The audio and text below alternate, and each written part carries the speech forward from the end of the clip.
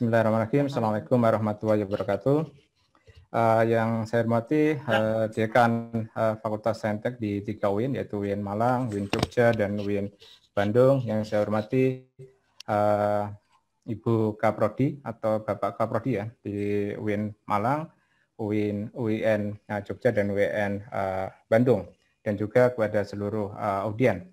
Sebelumnya saya ucapkan banyak terima kasih atas kesempatannya saya diundang dan diminta untuk bisa memaparkan ya hasil penelitian saya dalam forum ini. Saya kira ini juga menjadi sebuah kesempatan yang bagus sekali bagi kami dan juga saya kira juga bagi seluruh mahasiswa untuk bisa ya sharing pengetahuan ataupun belajar dan nanti kedepannya juga bisa tadi berkolaborasi yang tadi disampaikan oleh atau harapan disampaikan oleh Bu Dekan. Dalam kesempatan kali ini saya akan memaparkan atau mempresentasikan salah satu topik penelitian saya, yaitu adalah kontrol morfologi partikel senyawa aerophilus dengan metode lelehan garam. Sebenarnya background saya adalah ya kimia fisik dan inorganik sebenarnya. Ya kalau di UIN Malang saya banyak mengajar di kimia fisik, tetapi orang kimia fisik itu kan tidak punya partikel yang khas atau senyawaan yang khas kan. Senyawaan yang khas kan senyawaan organik ataupun senyawa anorganik. Sehingga mau tidak mau untuk sebagai bahan penelitian kami juga harus memproduksi atau mensintesis senyawaan-senyawaan dan salah satunya adalah senyawaan yang berstruktur aerophilus.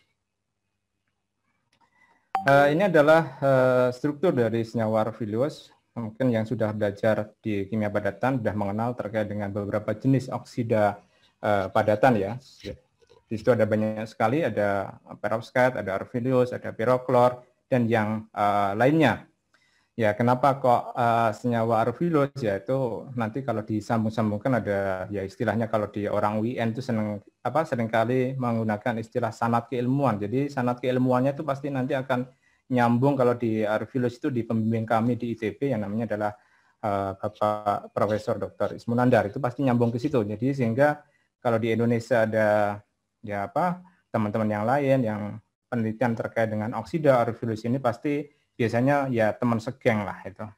Walaupun ya nanti fokus penelitiannya agak berbeda-beda ya. Misalkan di Andala sana ada Pak Julajri yang juga fokus di sintesis senyawa aerophilus, tapi kuatnya adalah di penggunaan properties di ferroelektrik. Kalau saya biasanya agak fokus ke senyawa fotokatalis. Pak Julajri pisau analisis yang paling kuat dia menggunakan X-ray diffraction, terutama pakai neutron. Kalau saya biasanya pisau analisis saya yang paling kuat biasanya di Raman spektroskopi. Jadi agak berbeda-beda, tapi senyawa yang diteliti biasanya akan sama dan itu biasanya adalah teman-teman kami se-lab dulu waktu S3. Jadi ini adalah senyawa aerophilus. Jadi kalau struktur senyawa aerophilus itu bisa digambarkan dengan ini. Semoga kelihatan kursor saya. Jadi ada lapis perovskite di sini, ada kation A kita sebutnya atau E-site, biasanya dia bisa strontium, barium, kalsium, atom-atom dengan ionic ready yang besar. Terus di sini akan ada atom di B-site yang di tengah-tengah oktahidrasi ini biasanya adalah kation dengan ionic ready yang lebih kecil, misalkan Ti, Ta, Nd dan yang lainnya. Terus yang membedakan dengan struktur aerophilus adalah struktur perovskite di sini adalah ada lapis bismut di sini. Ini juga ada lapis bismut di sini, di atas di sini Be2O2. Dan ini juga kelebihan dari senyawa ini sama dengan kelebihan senyawa perovskite, ya ada fleksibilitas terkait dengan penggantian kation di posisi S-site maupun di posisi B-site. Itu adalah satu kelebihan yang ini banyak dieksplor dengan mengganti macam-macam kation tersebut untuk mendapatkan sifat yang lebih menarik. Ya, ini juga dikenal sebagai material berlapis seperti halnya perovskite dan jumlah lapis di sini ditentukan oleh jumlah lapis perovskite-nya. Lapis perovskite adalah ini. Kalau ini adalah lapis 4, kalau di sini karena jumlah lapis perovskite-nya 2, maka di sini adalah 2. Ini adalah gambaran secara singkat senyawa aerophilus dan banyak pihak sudah melaporkan bahwa material ini mempunyai peluang digunakan sebagai material ferroelektrik, sebagai magnetoelektrik, sebagai termoelektrik, dan sebagai fotokatalis. Di riset grup kami di Malang, saya banyak fokus di optical properties dari senyawa ini. Salah satunya adalah senyawa sifat fotokatalis ya. Walaupun nanti ada ya ke depannya pingin ke arah photoluminescent, tapi itu ke depannya. Kita masih bertahap dulu ke optical properties, dalam hal ini adalah fotokatalis. Karena saya tadi fokus di bagaimana aplikasi senyawa ini sebagai material fotokatalis, jadi mungkin yang sudah, saya nggak tahu di Jogja mungkin juga sudah ada yang mengembangkan material fotokatalis, dan material ini atau sifat fotokatalis ini berpeluang besar di masa depan ya, misalkan bagaimana untuk menyelesaikan problem limbah zat warna ataupun limbah logam pun juga bisa, dia bisa kalau dia warna dia bisa mendegradasi, kalau dia logam bisa mereduksi, ataupun sumber energi di masa depan, yaitu adalah water splitting, jadi kita bisa menghasilkan gas hidrogen dari air, jadi air bisa di masa depan bisa digunakan untuk sebagai bahan bakar karena dia bisa memproduksi hidrogen, dan bahan bakar masa depan saya kira adalah orang akan larinya ke hidrogen ya, ke hidrogen. Kalau sekarang sedang ngetren baterai, saya kira itu tren teknologi antara ya, antara itu adalah ya transisi saja sebenarnya. Kalau di masa depan biasanya orang akan mengarah ke mana? Ke hidrogen, sehingga misalkan pabrikan-pabrikan mobil Jepang tidak terlalu agresif di teknologi baterai karena dia sudah ancang-ancang menuju ke arah hidrogen, gas hidrogen. Dan salah satu kita bisa menghasilkan hidrogen adalah melalui proses yang kita kenal dengan nama water splitting yang memanfaatkan material fotokatalis. Di sana akan ada banyak sekali material fotokatalis yang telah dilaporkan ya. Ada TiO2, itu biasanya yang paling utama adalah TiO2 karena awal-awal material fotokatalis itu ditemukan di senyawa TiO2 ya oleh ilmuwan Jepang Fujishima dan Honda. Sampai saat ini pun juga banyak yang masih meneliti terkait dengan TiO2 ini, tetapi seiring dengan perkembangan keilmuan maka mengarah ke struktur-struktur yang lain, salah satunya adalah perovskite dan juga aerophilus.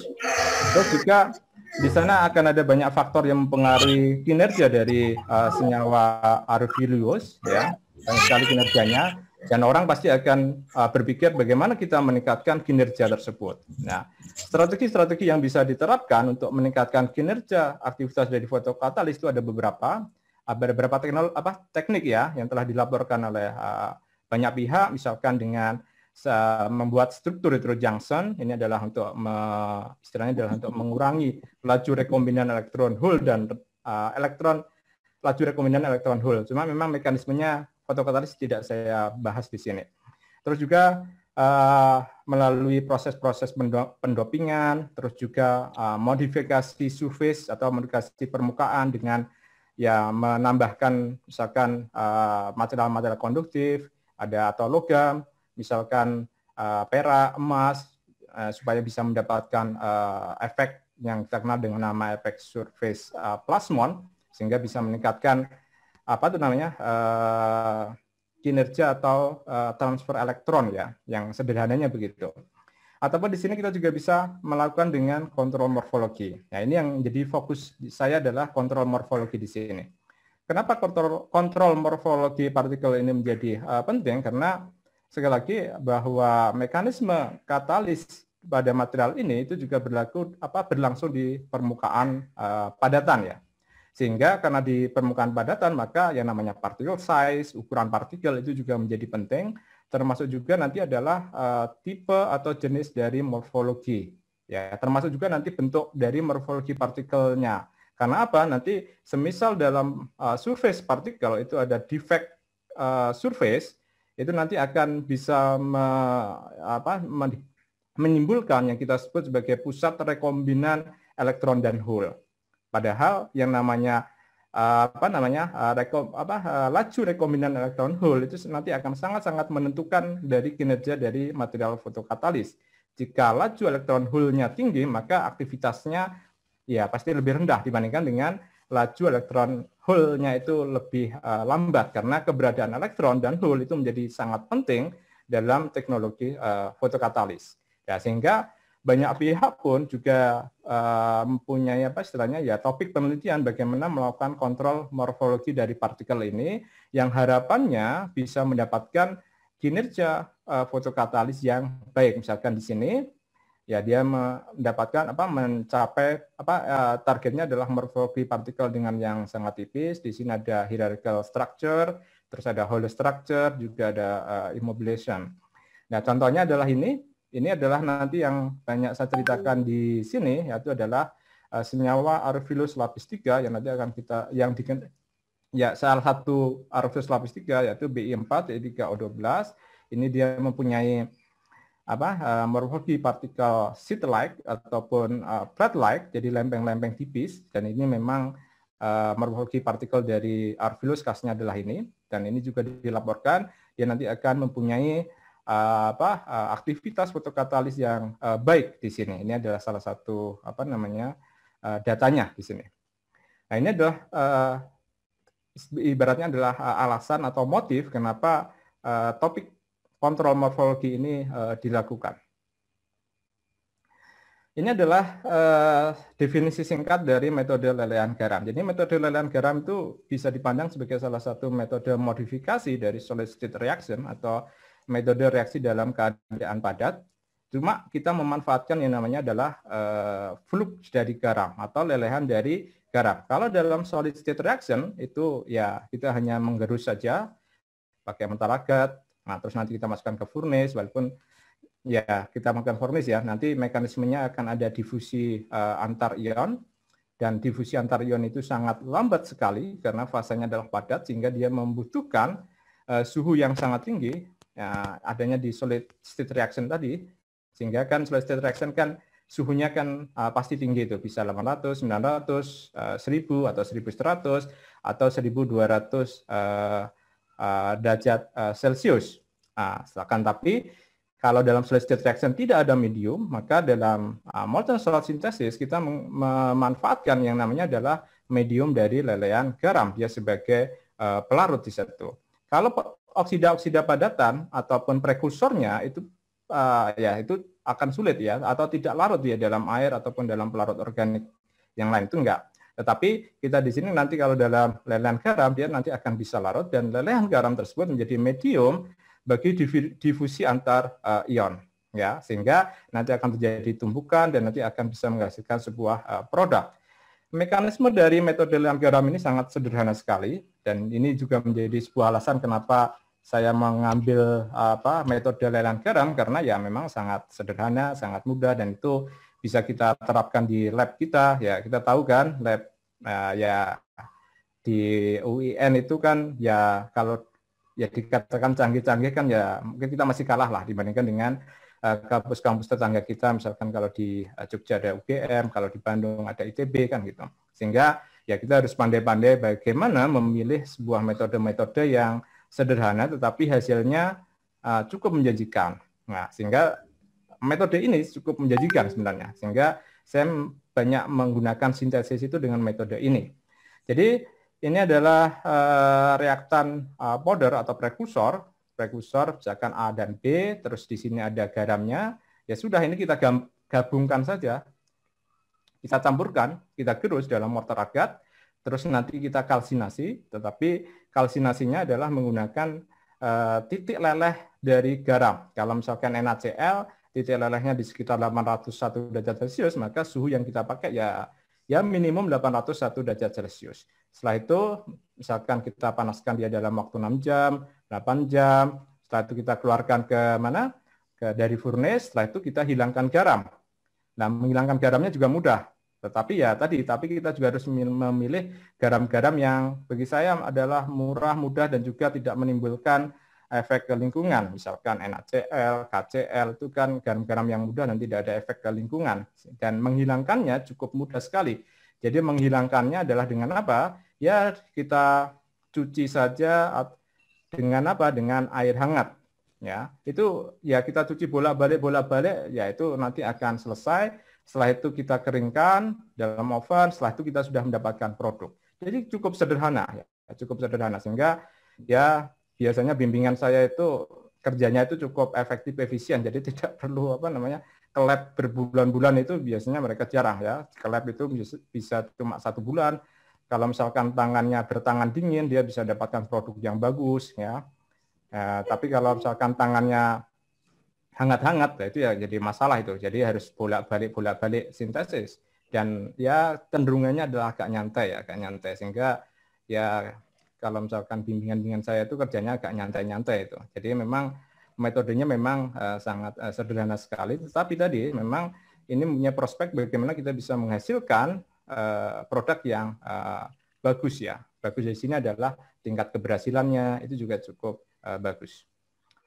Nah, ini adalah kelebihan dari metode ini yang tadi saya sampaikan. Kenapa saya juga memilih metode ini, walaupun saya juga masih bermain dengan menggunakan solid state reaction, itu masih di beberapa penelitian.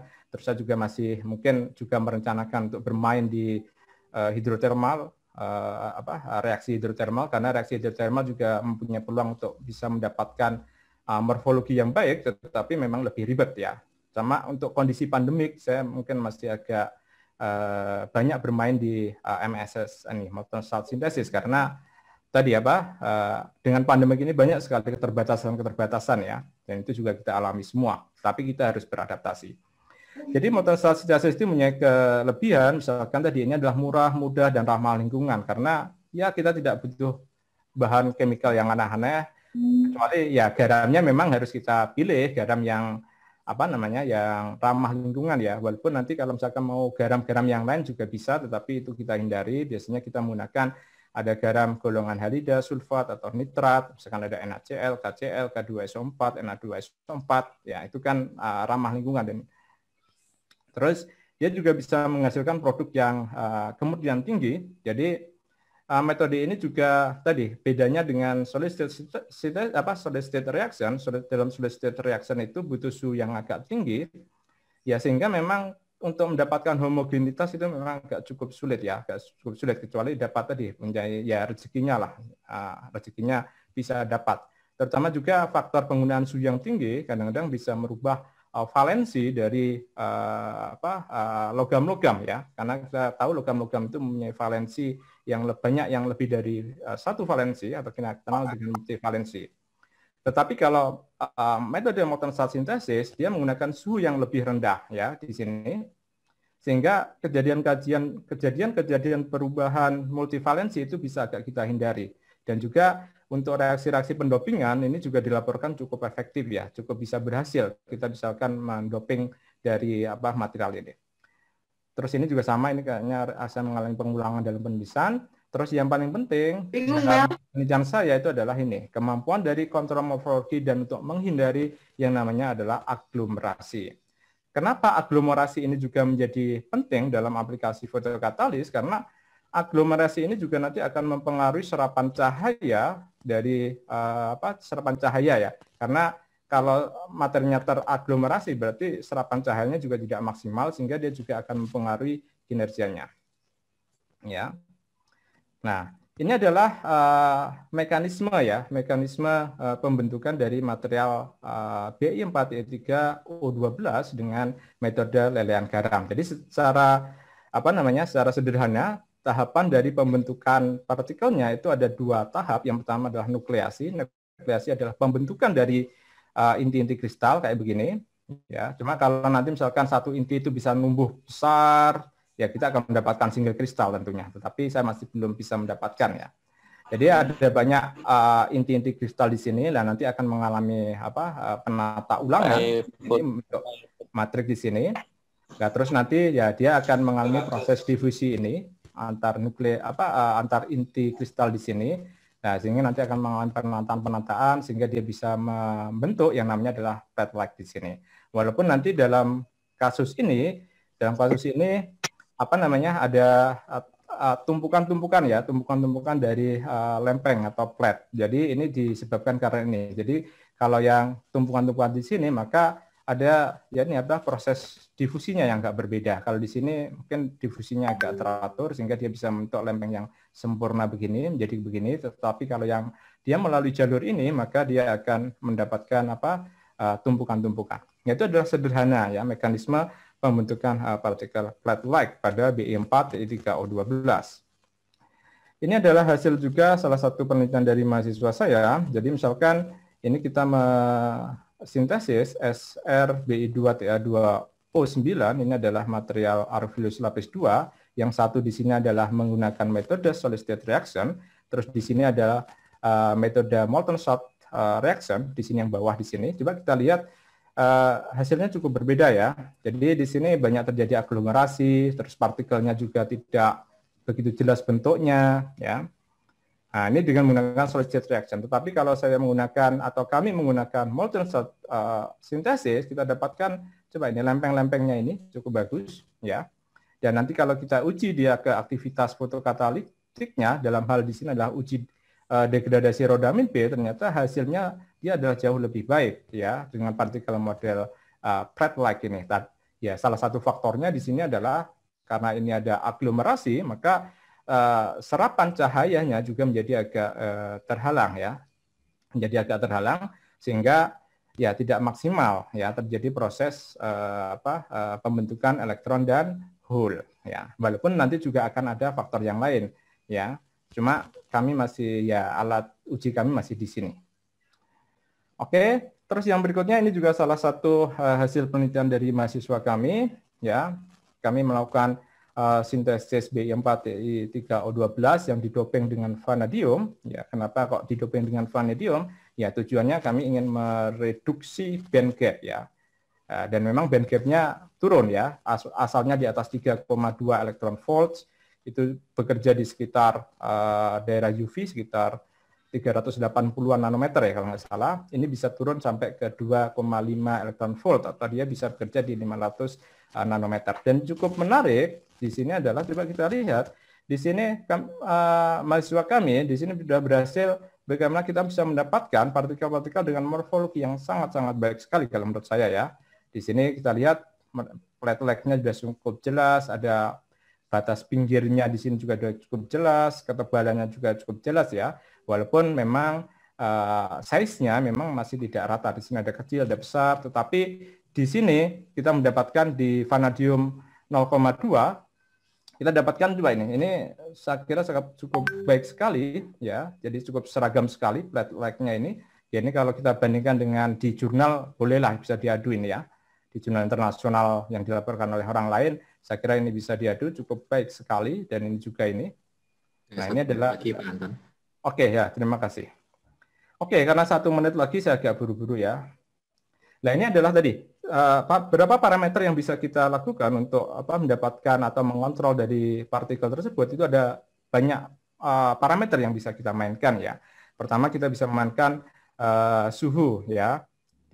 Kalau di sini adalah waktu ya. Jadi waktu ini kami juga sudah mempelajari bagaimana pengaruh waktu karena waktu saya terbatas. Di sini kita sudah mendapatkan fase tunggal tidak ada pengotor di 43O12 dan seiring dengan waktu partikel yang kita peroleh yang di sini itu juga semakin membesar ya dengan waktu. Ini ya ada penjelasannya cuma karena waktunya terbatas.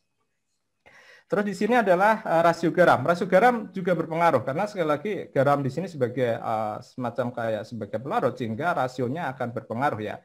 Kalau semakin sedikit otomatis mobilitas ionnya juga menjadi tidak maksimal sehingga bisa kita lihat di sini ya bentuknya tidak sempurna. Akan tapi seiring dengan banyaknya flux, maka kita dapatkan di sini bentuknya menjadi sangat terdefinisi dengan baik. Cuma kalau kita menggunakan flux yang terlalu banyak, efeknya apa? Kita melakukan pencucian itu berulang-ulang lama. Ya, artinya limbah dari garamnya kita dihasilkan juga cukup banyak. Oke, terus yang berikutnya ini juga hasil penelitian dari mahasiswa kami. Ini adalah pengaruh dari suhu. Sekali lagi ya ini juga kita lihat suhu semakin tinggi kalau dalam data XRD-nya, kita lihat ternyata derajat kristalinitasnya semakin rendah ya. Kita lihat di sini di data XRD. Kenapa? Karena suhu semakin tinggi, maka otomatis ya energi yang didapatkan juga semakin tinggi sehingga penataan dari unit kisinya menjadi kristalin ya. Akan tetapi dari partikelnya kita dapatkan dia juga bisa terdimensi lebih baik ya. Kalau ini kan masih banyak aglomerasi. Sekali lagi ini juga tadi erat kaitannya dengan mobilitas dari kation anion yang terlibat dalam reaksi ini. Terus yang berikutnya, sebentar. Nah ini kalau misalkan kita menggunakan garam yang berbeda. Garam yang berbeda sekali lagi bisa menghasilkan morfologi yang berbeda pula ya. Ini PET dengan NaCl kita dapatkan partikelnya kecil-kecil ya, ya masih tidak begitu jelas ya bentuknya, tetapi saya menggunakan NaCl, KCl, ini juga bisa mendapatkan hasil yang bagus ya. Tapi ya tadi nanti ada banyak penjelasan di situ juga ya. Oke, sehingga kami bisa menyimpulkan bahwa metode MSS itu adalah berpeluang digunakan untuk menghasilkan tadi morfologi partikel aurofilus yang khas ya. Ini adalah simpulan kami dan itu bisa manfaatkan mungkin bagi teman-teman nanti ataupun mahasiswa ya kalau mau sintesis oksida padatan ya bisa manfaatkan metode inilah. Saya kira itu sangat mudah sekali, sangat sederhana sekali dan kita bisa mendapatkan hasil yang Welcome to New Reaching. dan dalam kesempatan ini saya ucapkan terima kasih kepada mahasiswa saya di grup saya dan hasil-hasil penelitiannya saya presentasikan di forum ini dan juga sudah kami publikasikan walaupun kelasnya masih jurnal nasional maupun jurnal apa itu namanya IOP ya Pak Proceeding Terindex Scopus, walaupun ada beberapa paper yang dari mahasiswa ini juga saya siapkan untuk ditulis di dalam jurnal-jurnal internasional. Saya ucapkan terima kasih pada Celedia Marella, kepada Nurodia, kepada Tasha Januari, kepada Andi Nur, dan kepada Usman Ali Rauf ya atas semuanya data-data yang telah dihasilkan. Sekian dari saya dan saya ucapkan banyak terima kasih dan saya akhiri. Assalamualaikum warahmatullahi wabarakatuh. Waalaikumsalam warahmatullahi wabarakatuh.